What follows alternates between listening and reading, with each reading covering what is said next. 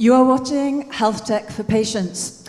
Our first roundtable dives into the fast-moving world of digitalization and how it can bring faster solutions to patients.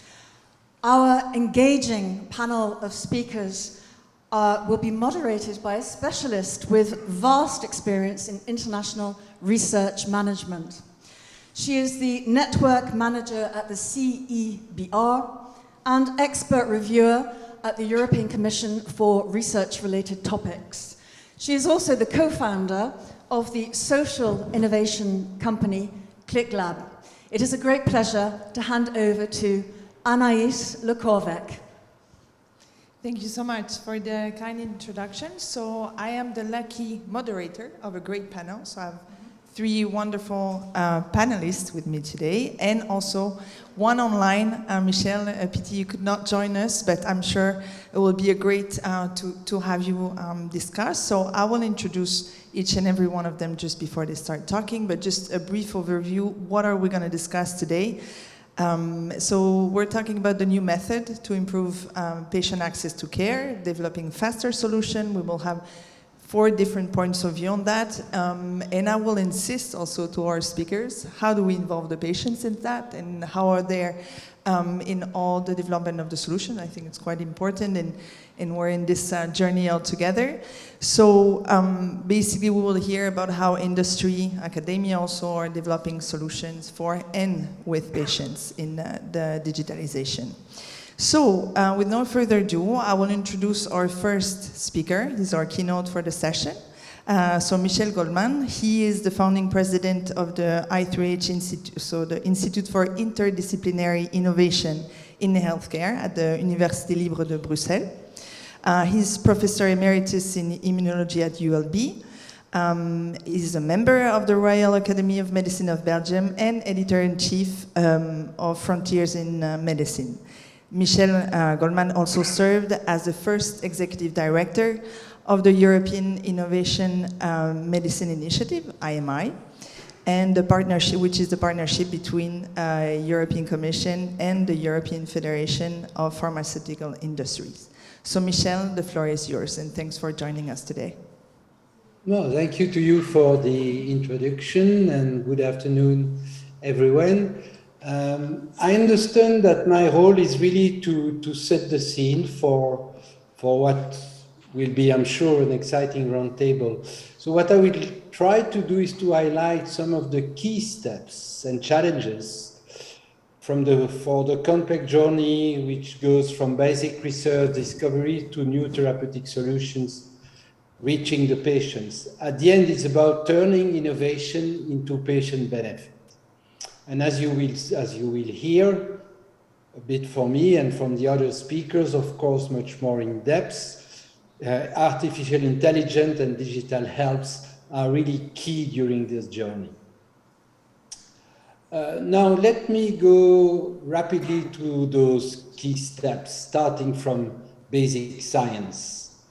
I think it's very important to realize that, at least in the field of biomedical sciences, of course, you need the freedom, imagination to leave the best research scientists in basic laboratories to do their job. But it's very important that they realize that when they find something, they have a moral obligation to do everything to facilitate the transfer of their discovery of basic research into new therapeutic solutions.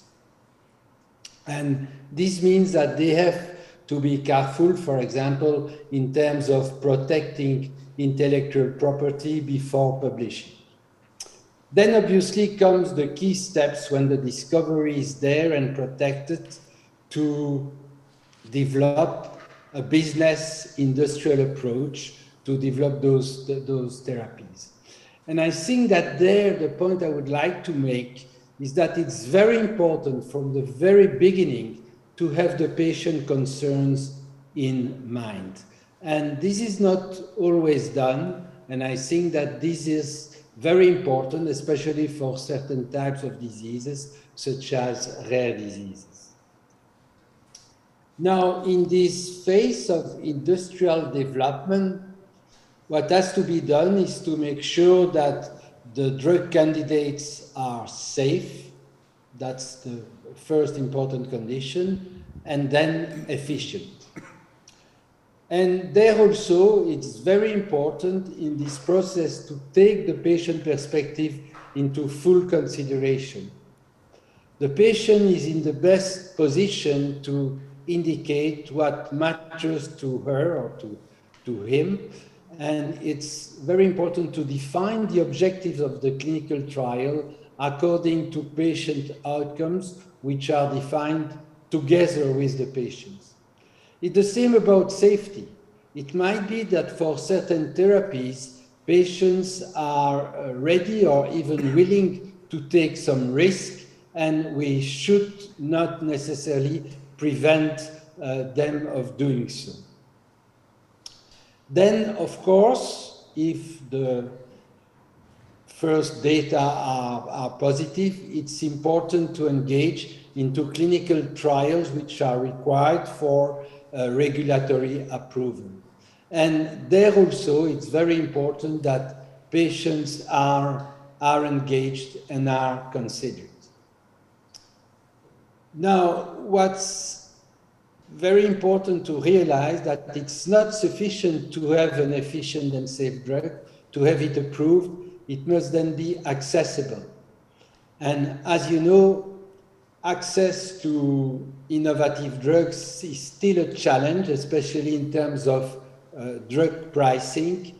And there it's very important that indeed patients continue to advocate to ensure that they have access to the drugs they need. And this is obviously especially true for unmet medical needs, and there are still many of them. Now, this roundtable is about digital health and artificial intelligence. And I would like just to briefly discuss the role of digital health and artificial intelligence during the journey that I just briefly described. First, basic science. AI might be very important in the discovery of new drug candidates, and there are a number of tools, for example, high-throughput screenings, in which artificial intelligence might be essential. And the best demonstration, recent demonstration, has been the discovery of baricitinib, which is a drug which is now approved in certain situations of COVID-19 infection, and it was really discovered through artificial intelligence. Now, I would like also to mention the importance of artificial intelligence, digital health in the conduct of clinical trials. We need new clinical trial designs. You know, the classical randomized control double-blind trials, they are still the gold standard, but they are not adapted to all current needs. Now, we need to establish patient cohorts differently. We have to be more, we have to assemble more homogeneous cohorts, and we have also to design new type of trials. For example, the adaptive trials, during which you can actually change the drugs that patient received according to the first results, and also the so-called basket trials, in which patients with different types of cancer, for example, but with the same type of genetic abnormality, will be enrolled in the same trial. And I can give you other examples of sophisticated trial for which we need bioinformatics, we need people with this view on digital health and what digital tools can bring. And it's the same to monitor the efficacy and safety of drugs. We will hear about the different tools that we have now for connected health. And I'm really sure that those tools, including, you know, smart watches and other wearable tools, will be essential not only in the follow-up of patients, but also in the conduct of clinical trials themselves. Now, it's essential to integrate during trials all the data that are coming from different sources, and it's there also that digital approach, algorithm, AI is critical. So I will, I think, close this short introduction here and insist on the fact that we need to educate a new generation of healthcare providers, not only doctors, but also nurses, other people involved in the care of patients, as well as patients themselves. We all have to learn, you know, how we can leverage digital tools to improve our health and to improve the way new therapeutic solutions are developed. I will stop here and thank you for your attention. Thank you so much, Michel, for your intervention. I think it gives a great first overview of what we're going to discuss a little bit more in detail with each of our panelists. So with no further ado, I'll pass it on to Mohammad Afshar. He's the CEO of Ariana Pharma, expert in artificial intelligence. He founded Ariana in 2003, a leading pharma tech company focused on developing advanced therapeutic decision support system using its KEM, so sorry I'm not explainable artificial intelligence technology. I'm sure you will explain to us a bit more on that. Previously, he was the founder and director of drug design and IT at Rebo Target in the UK, leading digitally driven discovery of non-anti-effective in oncology molecules. He held several positions also in academic institutions, including CNRS in France. So, Mohammad, please, the floor is yours. Thank you very much for this introduction. So I'll try to be brief and to the point and follow up on the excellent introduction that we had. I'd like to start my piece of the presentation, really focusing on on oncology and looking at some of the shocking figures today that we're confronted to with as people that are on the drug development side, but also as individuals, as patients. And this is that once we get to the metastatic stages of cancer, the outcome can be dramatically poor. And this is despite the fact there are hundreds of drugs that are actually being on the market, and there are thousands of papers that are being published. So our goal at Ariana is to aim at changing this and improving these statistics. Now, obviously, the underlying problem comes from the diversity of the population. This is the heterogeneity of the patients and also the heterogeneity of disease.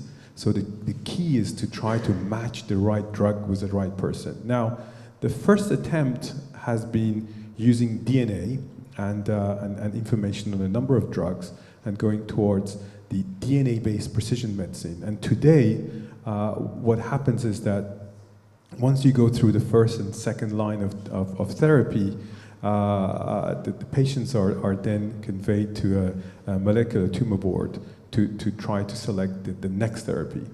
The reality today is that for about 20% of the patients, a precision medicine therapy can be suggested, and unfortunately, for 80% of them, we don't have an adequate solution.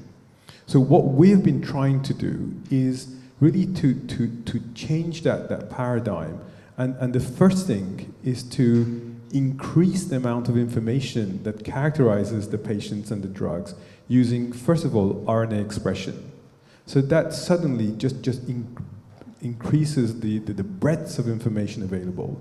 In order to integrate all that data, you need machine learning, and in particular, you need explainable AI, and I'll give you an example of what that means. And all of that, then translating that into a simple, actionable report that can be then used by the oncologists. Now, going beyond the drugs, you can also start including here nutriments into the equation. So the current product that we're commercializing through a company called Omicure has components on existing therapies as well as nutrients that could be beneficial in the diet of patients. So the first steps in validating our approach have been quite encouraging. One of the first things that we've been doing was to just look at, can you integrate RNA into a decision support system and compare it with what we would consider the standard of care on molecular therapies using a DNA panel, which was done comparing with Foundation Medicine. So on these various histograms on this slide, on the left-hand side, you see that the system allows us to access more drugs, so that's a good thing. The second histograms shows that we have more genes that are characterizing the patient. So all that is the, I would say it's the means. This leads to the center histogram, which says that we can then come up with suggestions for all patients rather than a small group. So that's again moving in the right direction. And finally, what we're seeing is that it's impacting also the overall survival of patients, which is incredibly encouraging. However, the numbers are small. So this is a first clinical trial. The results are, again, very positive, small sample set, and we're now moving forward with follow-up clinical trials again to really just make sure that we get more and more both clinical and medical economic validation of this type of approach. I'd like to say just one word about the explainable AI piece. Now, a lot of the you have a lot of activity around AI, and most of the AI that we are exposed to uses neural nets or other numerical deep learning methods, etc., where you integrate a lot of data into a black box model, and you come up with a predictive model which says, exposed to a patient, is it a yes, is it a no, or you get a score, and that's it. The difficulty with these type of systems is that it's very hard to explain why you have reached that decision. So if you want to get the clinicians and the patients to understand the decision, that becomes much more complicated because you can't explain why. Now, the other feature of the data in the type of systems that we're interested in is that the data is particularly wide. So you have relatively few patients and a lot of data about them. So you may have, as a small group of 10, 20, or a few thousand patients. However, for each patient, you have all the DNA, you have 26,000 genes, X number of variants. You have the RNA, you have the same number, you double that, you get the microbiota data, etc., etc. So very quickly you get 10,000 and thousands of dimensions to that problem. And that's where explainable AI becomes extremely important. We've been focusing on logic-based methods and collaboration with a laboratory in Montpellier at the CNRS, developing these type of techniques which come up with explainable models where for each prediction the machine can say why, what was the relation that I've seen, what feature triggered that decision, and can even go back and say what were the examples, who were the patients I had seen with similar features that led me into this kind of decision. So if you look at this whole space of explainable AI, this may be one of the spaces where the AI is actually, on the method side, is improving and increasing the potential impact of AI in the different drug discovery, drug development, and therapeutic decision support spaces. So just to conclude, I would say that we've started with this model of expert system or AI that replaces the expert, etc. And the impact of that kind of AI in health has been relatively poor so far.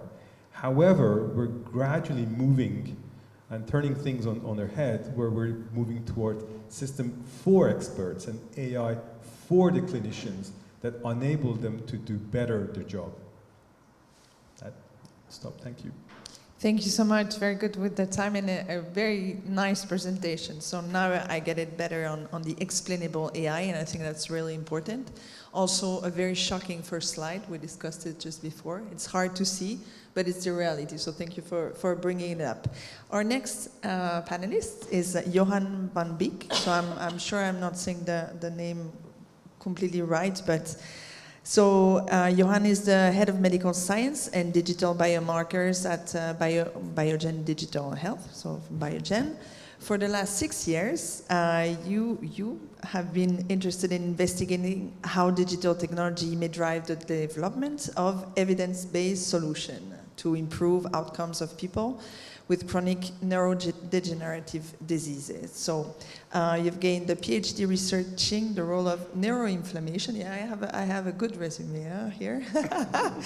So neuroinflammation in multiple sclerosis. And during more than 20 years spent in the industry in various positions with Lundbeck, Sedono, Merck, Roche, Biogen, you've focused your research on developing drugs for the treatment of multiple sclerosis as well as on digital health. So Johan, the floor is yours. Thank you so much. So as you realize, my talk will focus on multiple sclerosis. I've been involved in multiple sclerosis research for the last 25 years or so. And I would like to focus my talk today on remote patient monitoring. Also really in the context of the changing healthcare landscape. So one of the opportunities of digital health is truly the data that are being collected by patients through their smartphones and smartwatches, for instance, at some point may merge with their data that sit in hospitals or with their doctors. Altogether, I think it is expected that those data will provide a better picture of the disease status and hopefully will also lead to more personalized care and better patient outcomes. So today I would like to focus on remote patient monitoring using consumer technology, so mostly smartwatches and smartphones. I will give examples of scientific validation of sensor-based digital outcome measurements in multiple sclerosis especially. But I also would like to discuss potential barriers and drivers to adoption of those tools in the future. So why is it that I was mentioning the changing healthcare landscape? I think it's pretty clear that during this pandemic, we have seen how technology is changing the way care is being delivered to patients. And I just want to briefly mention telehealth, because this has also changed completely the way patients are being managed. Very specifically in the field of neurological disorders, there has been attempt to perform a neurological exam through a virtual visit. So imagine a neurological exam which usually takes place in the clinic, which consists of a neurologist examining a patient performing tasks. Well, a lot of hospitals have tried to move this towards virtual visits. So there's been challenges and limitations, especially performing the neurologic exams when you think of the assessment of sensory function or motor strength or even vision. This can be somewhat quite complicated. I think it's very important as well to remember that when it comes to technology, some disparities in access to that technology still exists. Having said that, virtual visits, still require that the care teams stay very close to their patients. It's very important that patients are fully briefed so they really understand what to expect during those virtual visits. What truly accelerated during the pandemic is that all the key stakeholders were brought together. Patients, patient associations, regulators, healthcare providers, medtech, pharma, all together started developing guidelines for the use of telehealth. The FDA also, for instance, has issued regulatory policies to improve access to biosensors and remote monitoring. there's been essentially as well key learnings implemented in those virtual clinics for patients with multiple sclerosis. So I just like describe here very briefly a number of exams that are usually performed in the clinic. So what we call the expanded disability status scale is essentially a scale that triggers the neurologist to examine the patient. In the case of virtual clinics, the patient could be asked to self-assess himself, herself, through a web EDSS. Patients can be asked to time their own walking abilities. And there's also this one test that I'll come back to later, the 9-hole peg test. That is the gold standard to test upper limb function in those patients with multiple sclerosis. What I find interesting in this paper from this team at Barts in London, documenting their experience through virtual visits. What they were saying basically is that even though they were struggling a little bit to provide those tests through sometimes the physical versions of those tests, they were clearly mentioning that in the future patients are likely to use smartphones to do this. And here I want to give you a couple of examples. What if indeed in the very near future the neurological exam was becoming patient-centric and was relying on objective measurements through smartwatches or smartphones. On the left side, you see some work by Valérie Bloch at UCSF, and she could actually show that just using sensors on the wrist, that's a Fitbit sensor, she could actually show that daily steps measured over 1 year were correlating with worsening in gait as assessed through in-clinic visit using gold standard measurements, which means that the Fitbit could potentially replace a gait assessment that are being performed in the clinic. On the right side, this is another test that's been developed by the lab of Bibi Bilekova at NIH. So this test is actually testing manual dexterity. So the patients are asked to keep a rolling ball in the middle of the screen of the smartphone, and this as long as the test lasts. And in this test, they could actually discriminate normal healthy control versus multiple sclerosis patients. So we started getting really interested as well in this and truly leveraging the sensors that are found in smartphones these days that have now reached accuracy and sensitivity that really enables you to test for a number of different performances. So we've developed a sensor-based smartphone app called Connectome for the remote measurement of a number of neurological functions that are pertinent for multiple sclerosis, but neuromuscular diseases as well, Parkinson's disease, and other movement disorders. This platform consists of patient-reported outcomes that are essentially digitized, but we have also developed a number of tests that patients can just also use through their smartphone, testing cognition. We're also leveraging vocal biomarkers. We have a number of tests looking into fine motor dexterity, gross motor function, and also importantly, when walking around with a smartphone in your pocket, there's actually a number of features and domains that can be tested, including gait, posture, balance, U-turn, and things like this. We can also leverage the passive data that are being collected through the smartphone. And very briefly, I want to show you a little bit the approach to validate those tests. So back to this one test that I was mentioning, the 9-hole peg test, where patients are asked to put pegs into holes and actually remove them back. This is what is essentially performed in the clinic. We could actually show that pinching balloons and drawing shapes on a smartphone actually correlates quite well with this gold standard test, which means that those tests can be performed remotely by those patients. More importantly, from the 9-hole peg test, what you get is one single measure. It's the time to complete the task. But with the smartphone, you can really leverage the actual screen and measure hundreds of features that pertain to the interaction of the fingers with the touchscreen. So there's more work that is ongoing trying to deconstruct the intra-task features and try to understand how they potentially associate with specific features of the disease. So What I believe is really important is we have to accept that there will be a lot of different apps and measurements out there. There is a risk that this leads to confusion, right? So what we also started together with Roche, we started a pre-competitive research collaboration where we are discussing consensus of those digital outcomes, recognizing that there will be plenty of tools out there, but importantly, this consensus is needed clearly to enable consistent clinical interpretation, drive the acceptance and the adoption. What's probably equally important besides the scientific validation of those tools and the consensus are people with multiple sclerosis and patients in general ready to embrace remote digital monitoring? I think it's a very important question. You see on the graph on the left, I mean, patients with MS are pretty young. They use their smartphones like everyone does. But actually, the proportion of those patients that use their smartphone for the purpose of monitoring their disease is actually very, very low.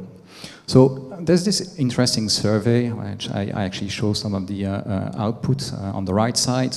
When asked patients, what solutions they believe and what those solutions should provide to them, I think what's really important is that patients would probably contribute to data through remote monitoring if they are able to act on the data. I think this is really important. Also importantly, if those applications are and can be tailored to each of the patients, that's also something that is important. So what I'm also trying to say is that if you want those tools to be adopted, they need to be developed by the patients because ultimately those will be the ones using them.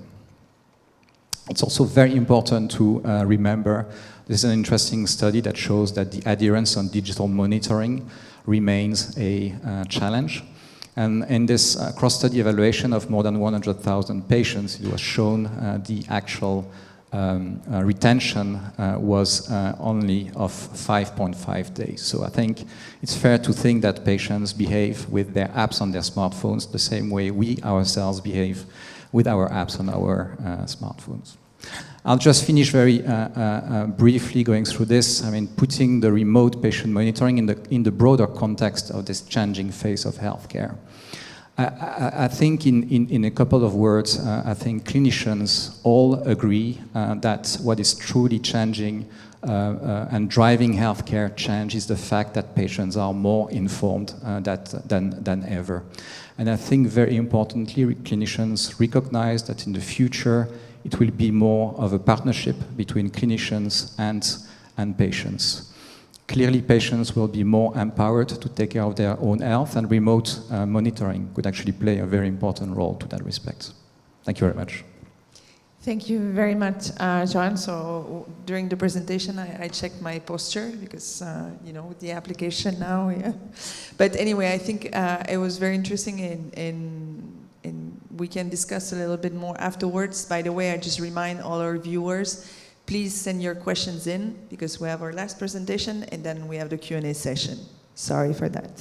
So our next presenter is Karine Samama. So she's the Strategy and Business Development Lead for Healthcare and Life Science at Microsoft France. She has over 20 years of experience in strategy and transaction advisory and consulting for large and mid-sized pharmas and biotech. She's also former VP at one of the leading clinical research and real-world evidence organization. And she is passionate, I'm sure we will talk about it, about artificial intelligence, deep tech, quantum computing, applied to improving healthcare systems and clinical research. So, Karine, the floor is yours. Thank you.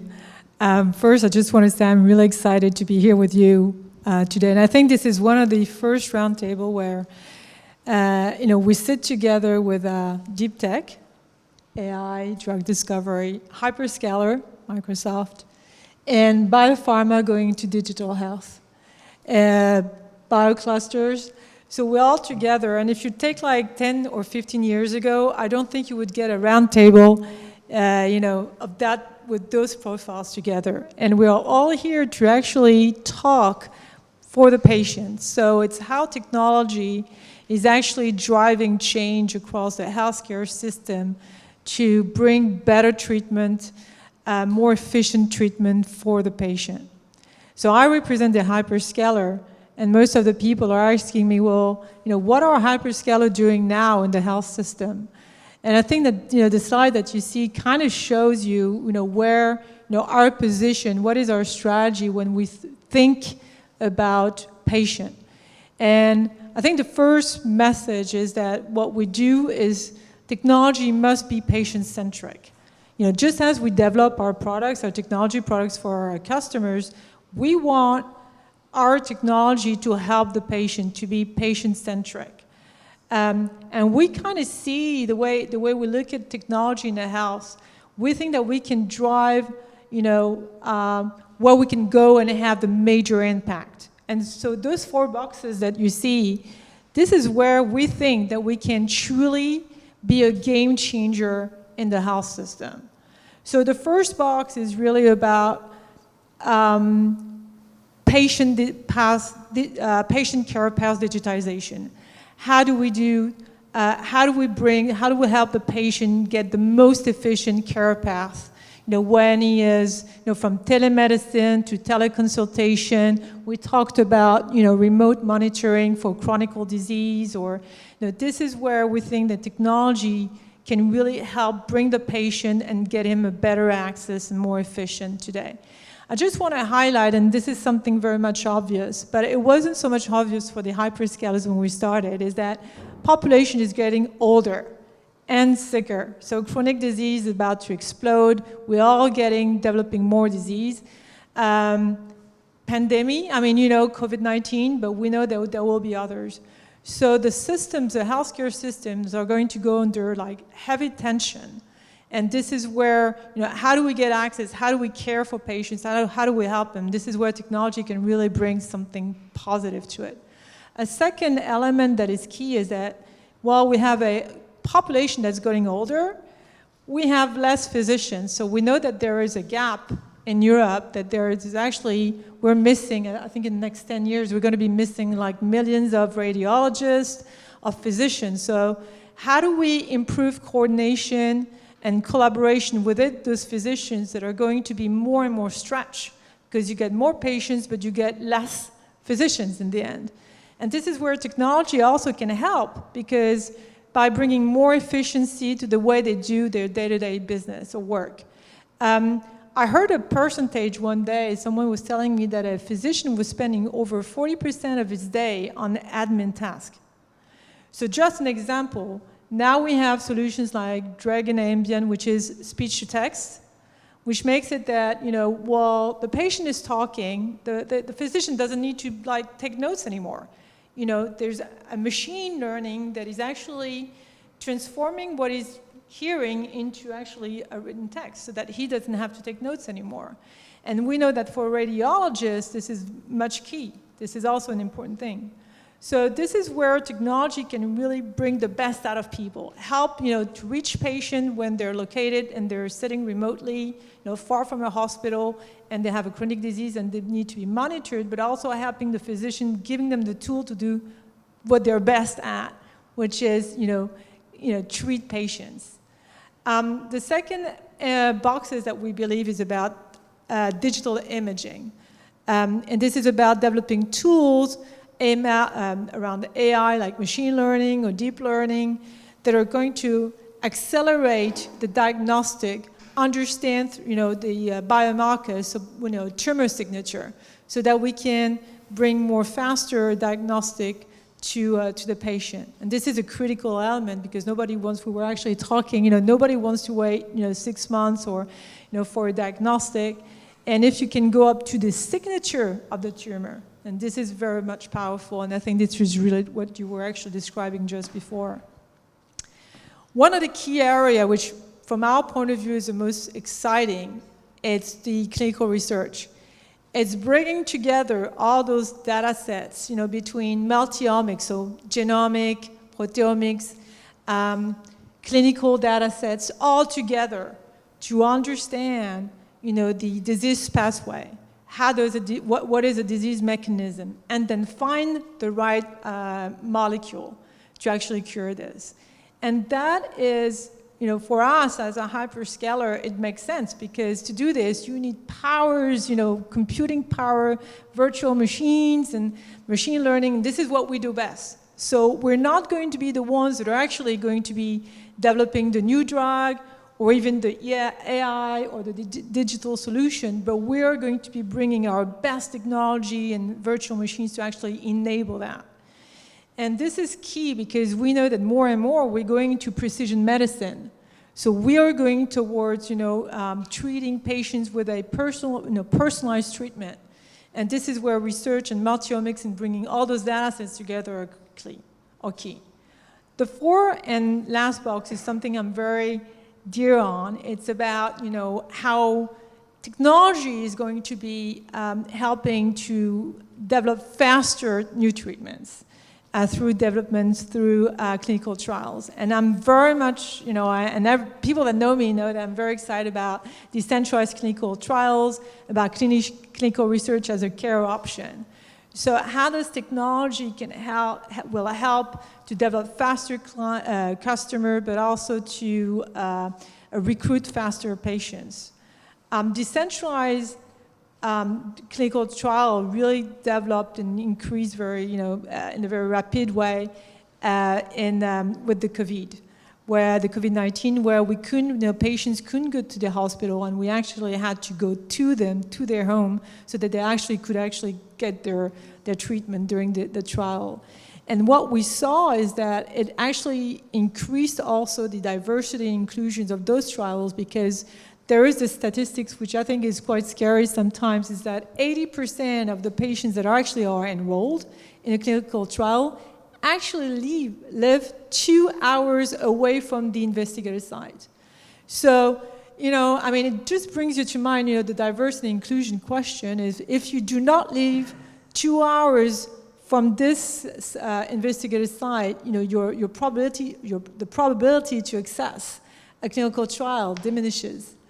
And that's quite interesting. And there has been some questions by the FDA on the fact that some ethnic groups, some social groups did not access those clinical trials because they were living far away.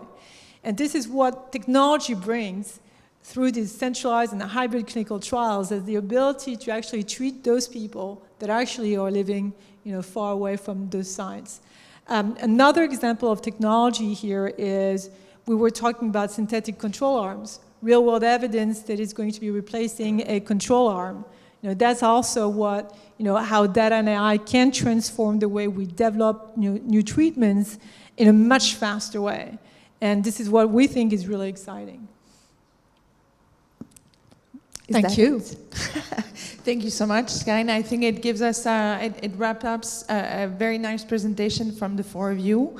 And so now, if you agree, I'm just going to start with the round of questions because we're getting them from the audience. And if not, I have some questions too. And as you know, as a patient too, I'm really happy that technology has helped the whole treatment path. And obviously, it's not the same today as it was maybe 5 years ago. So in that sense, I'm really happy that technology is really improving our treatment. So first question maybe for Mohammad. Somebody is curious to know what approximate percentage of health tech AI is explainable AI at the moment. Do you have an answer? Yeah, so I wouldn't be able to provide you percentages, but if you just do a Google search on first of all, on explainable AI, you will see that this is really the new frontier. There are lots of publications, etc. And the other thing is that, if you look at the AI solutions that are out there today, image analysis, all sorts, I would say that almost all of them are using deep learning or neural nets. So I think there's and this is where I think there is this gap of in particular processes which are very well understood. You can develop a very, very efficient predictive system that does not need to explain what it's doing. It's just this is the result and that's it. You run with it. However, when we are in scientific discovery, and definitely drug development is a space where there are lots of unknowns, that's where you need to be able to interact with the machine, have a system that generates and ranks hypotheses, and that's when you need the explainable AI piece. Thank you very much for the answer. Maybe for Johan, what does, it was a question, but I think, what does acting on the data mean? So you were talking about how patients and the monitoring system, so can you go a little bit deeper with that? I think that means that the data need and the measurements need a certain level of validation, so we understand what they mean, and patients don't feel they just contribute to data to a data dump. We should be able to provide them feedback on their performance and trajectories, but also explain to them what this really means and how they can act on them. For instance, go see their doctor. That's really important. Yeah, I fully agree, to involve them actually in the whole thing. If it's just dumping data, as you said, we can do that on other things. And maybe for Karine, but also both of you, I would like to know. So someone asked about, could you talk a bit more about adoption, retention, and insertion within the ecosystem of patient, healthcare professionals, payers, etc. So how do we bring everybody together, the adoption of the technology within the, I mean, it's a very broad question, but what would you say? What is working? That's a difficult question. Thank you. And you're going to help me on that one, I kept the easy one for you. Yeah, thank you. I think the key element is to develop a technology that is user-friendly. And it's something that is easy to access, easy to use, that can be, that simple. I mean, you don't want to create another burden for the patient, right? So, for example, if we look at clinical trial, I mean, the burden of actually running and being included and recruiting a clinical trial is huge. So you don't want to bring in another layer. I mean, it's already hard enough. So I think that the one way to attract and retain patients when we want them to be using technology is to make it as easier and actually to demonstrate that we are actually, it's there to reduce the burden. I think I would fully agree, and I would just go back to one of the examples that Karine was mentioning regarding image analysis, and we have a large collaboration with Philips and the AP-HP, and one of the things that in that collaboration, what we're trying to do is help the process that the radiologists are already taking, identifying features and linking that to aggressiveness of a tumor or whatever. So we're not trying to predict that for them, but just help them, in that process. So if we get closer and closer in streamlining that, then that's how we get the adoption. On some of the tools that we're developing now on the therapeutic decision support, I think that is a challenge. Currently, for example, our solutions are commercialized in the US. They are not commercialized, for example, in France yet. And there's a big hurdle of, first of all, of showing the clinical benefit from it. And I would say that's almost the easy step. But then you get into all the steps of showing that, you have a positive impact on cost, and that it's user-friendly, as Karine was saying, and that people can really integrate it in their existing process without including additional steps that they don't want to do, and by reducing cost. So the hurdle there is higher. Okay, what about you, Johan? I think this is a great question. I think as far as patients are being concerned, and when we speak about remote patient monitoring, what I showed is right now what's being tested is a lot of active testing, right? So we are asking patients to actively contribute to tasks. I think the future will be towards passive monitoring. There's a lot of research along that line. We are quite not there yet, but there's a number of activities around human activity recognition, for instance, whereby potentially walking around with your smartphone in your pocket you could potentially extract U-turn patterns or walking patterns or gait patterns instead of asking patients proactively to do those tests. But I think this is what we're heading towards as the passive monitoring. Thank you very much. And picking up on that, on the patients, so we have, I would say in the past few years or decades even, patient association have grown stronger, and maybe for companies, and now I think also about my let's say cluster hat, so we're in touch with them. From our company, we're in several research projects where we involve association of patients. How do you deal with that? So how do you make sure that actually the patients are involved? Who do you connect with in all those processes to really put them at the center? That's another nice question, huh? Do you want me to just start on that, maybe just on for example on the oncology product that we launched? I think for us that was really the first point of entry into the system, has been through the patient associations, who have been our best advocates, pushing our system to their physicians, who then engage with us, and then we get into the various clinical centers, etc. So at least in the US, that for us that has been the entry point. From a hyperscaler point of view, we kind of see things differently. Why is that? Is that we're not developing treatments or tools. We're just, or solutions direct to the patients. We're just providing those layers. You know, there's cloud computing, cognitive services to enable companies like Biogen or Anais to actually develop their solutions. So we don't see it that way. We're just thinking our solutions so that we can improve the efficiency of those companies that are actually developing these solutions. So it's really more developing platforms to enable people to do their best science, which then will benefit the patients. Do you want to comment too? No, sure. I think again it's a question that applies to tools. Absolutely.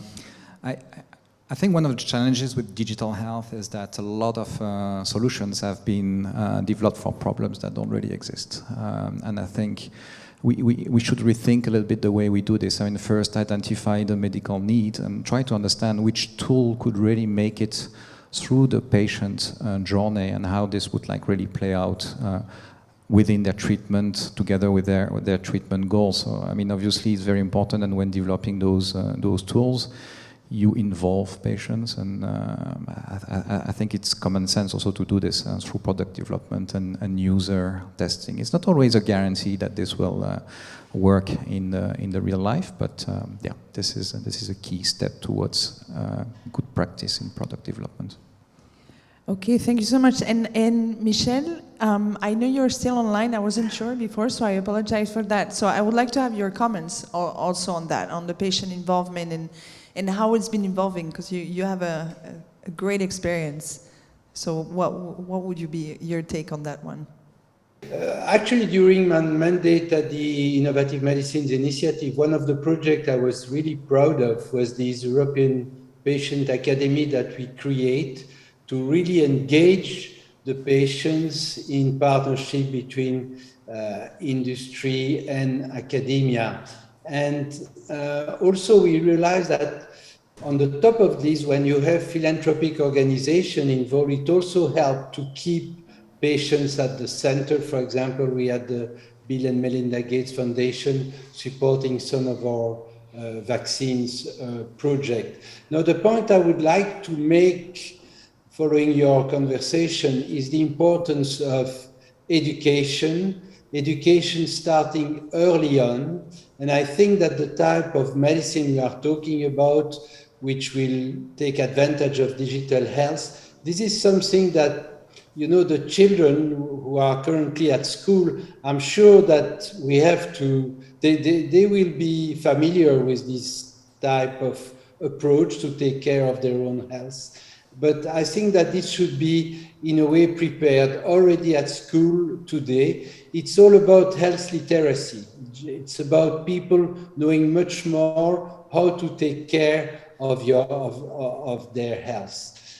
The other key aspect is obviously education of the physicians and other healthcare providers. I think that their universities, academia, are still a long way to go. It's about teaching digital health, but it's also putting this in a broader context. Sometimes I'm afraid when I hear my colleagues of patients thinking that AI will do the job, that we will not need doctors anymore to make diagnosis and to implement therapeutic solution. That's not true. I think that really the dialogue between the physician and the patient, the physical dialogue is important. I think that, you know, the empathy, the compassion is part of the job of the doctor. It helps people to feel better or even to cure.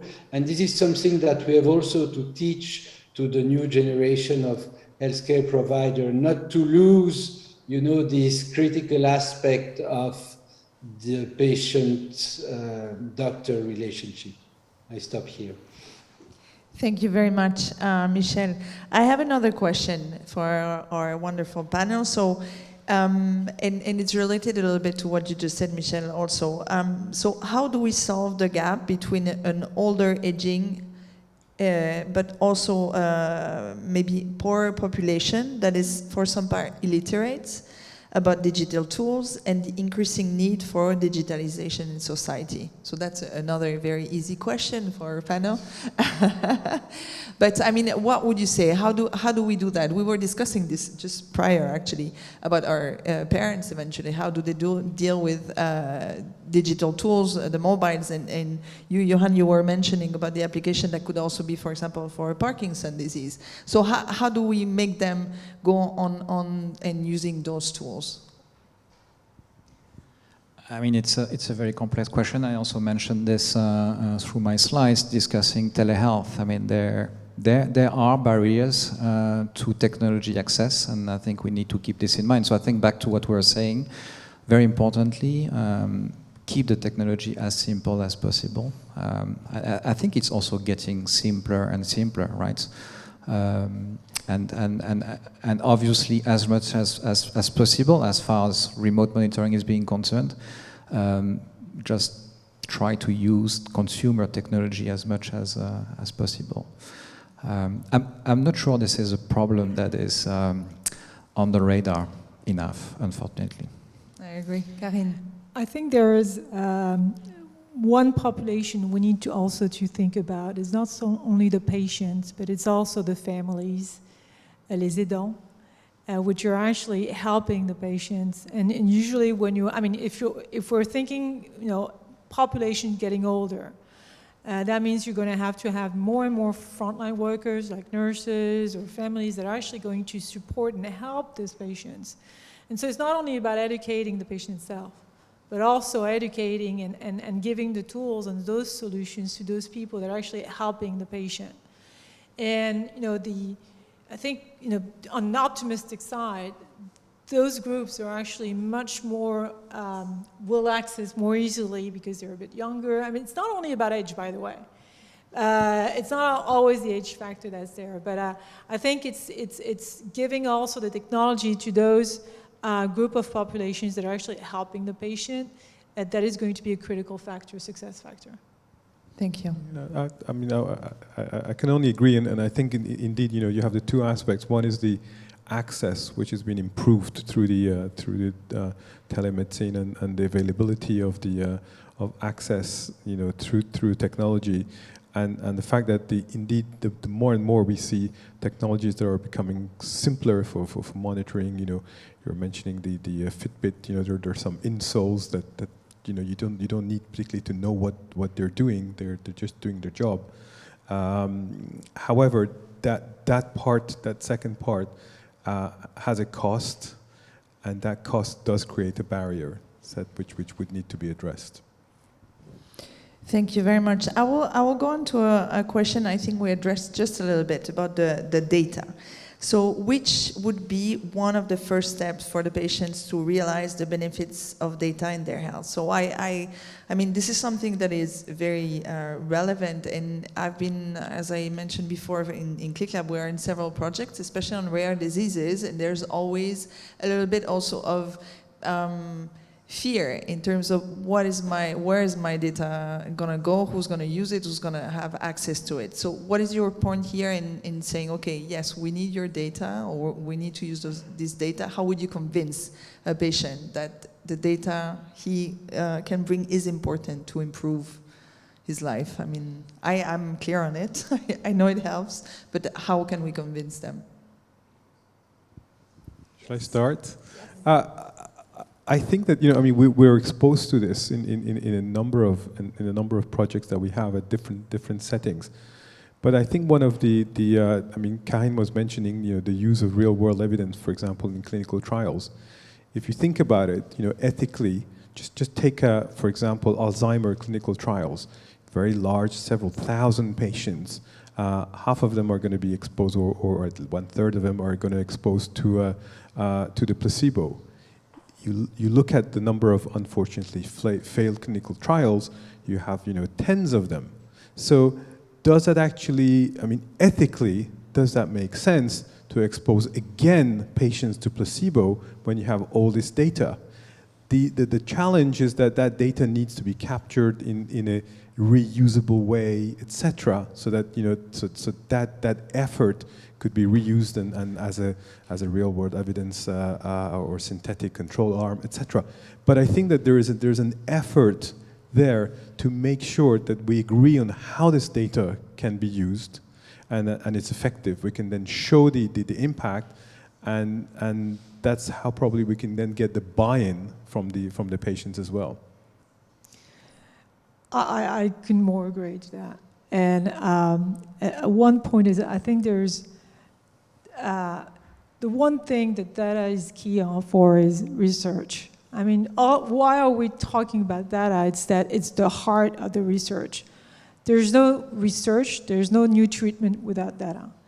So that's a given, and I think that nobody can discuss this, right? What the worry comes from is the loss, of control over my data. So I'm a patient, I just want to make sure that it's not going to be used against me or for things that I don't want to. And I think that we need, and as a whole, and I think it's the whole ecosystem, whether the hyperscaler, the startups, the biotechs, the biopharma, the research, we need to start educating and reassuring those patients that, we're doing this for them, and we're not reusing the data for something else. So I think there's really a lot of education, and I think this is where regulations and politics need to also be involved into this, is educating patients that, it's only for research, and they will be keeping the ownership of their data. I mean, it remains their data, and they can take it, they can give it, and then take it away when they need it. So they keep the ownership. That's the key point to me.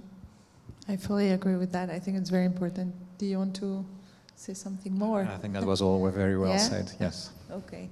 So maybe because we just have a couple minutes left, I would like to ask just a last round of one last sentence thought about what we've discussed today. So what is the future for you related to digitalization? If you have some good thoughts to share with policymakers, for example, what would you tell them? I know it's an easy question to end the panel, but to have your views on that, just the last. I start. I think from what I presented, I strongly believe that the future of healthcare is outside the clinic, because a lot can be done outside the clinic. But this will, I think, only prove and bring value if the data can be integrated in the healthcare ecosystem. And this is the current challenge, actually. Thank you. Karine? I'm being attacked here. I think that, one of the key messages I gave last time is technology is there. I mean, there's nothing to invent. Technology, the machine learning, deep learning, we're all ready. And it's really about It's really about regulations. I mean, if we can get our regulatory system to move in parallel to this technology, I think that we'll have made a big step here. We have an analog fly with us today. Thank you. Okay, Mohammad, to finish. I would just say that, I mean, just to continue on that thing, I think, the regulation and transparency on data use and data access are going to be key, and again, transparency about, how this where this data goes, what do the systems that have been developed, what do they exactly do, and how do they impact our health, I think are going to be key. Thank you so much, and I think we're actually super good on time. So, Alison. It's been wonderful. Thank you very much indeed, Anais and Johan, Karine, and Mohammad, plus our little visitor, because even the flies are passionate about health care and innovation. So thank you so much indeed for a lively and exciting first round table.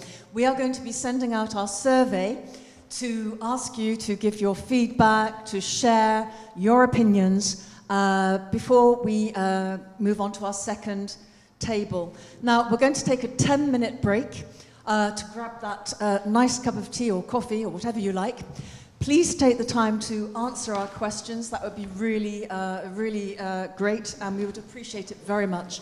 Coming up after the break, of course, our second round table dedicated to point-of-care technologies for patients, and we have another exciting and distinguished panel of speakers. So please join us then. See you in 10 minutes at 14:40. Thank you.